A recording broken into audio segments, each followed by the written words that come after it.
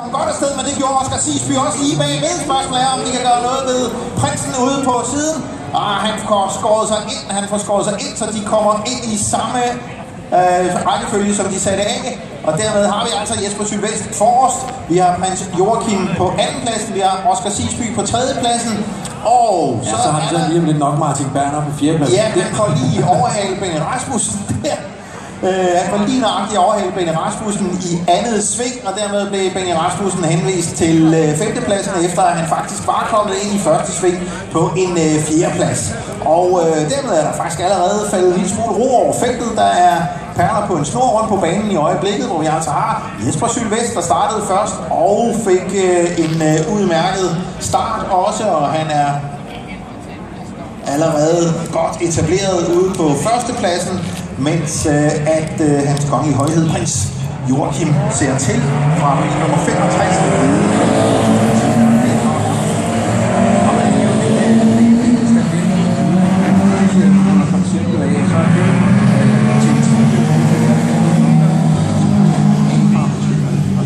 Den position, bilen slutter på, den liner vi op en gang til. Vi skifter chauffør, så sætter vi professionelle kører ned i, og så tager vi den ud og starter.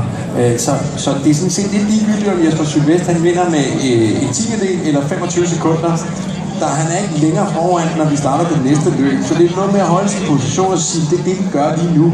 Hans kongelige højhed, som lige nu er på andenpladsen, prins Joachim, han har også taget sådan en forholdsvis garvet pensionist med ombord til sin bil, når de professionelle skal. Det er Tom Christensen.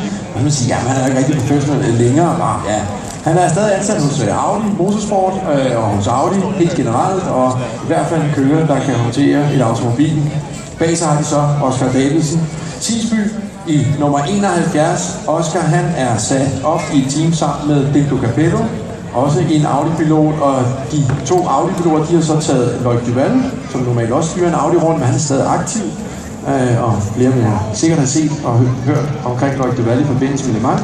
Han deler bil med Martin Berner, og jeg vil sige, de er alle tre helt vildt hurtige. Og vi så dem i går, da de kørte foran, vi så dem tidligere i dag.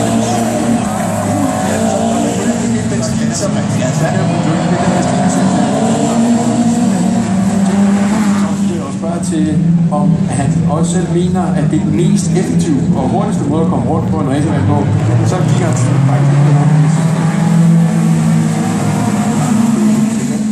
indbremsning af de former.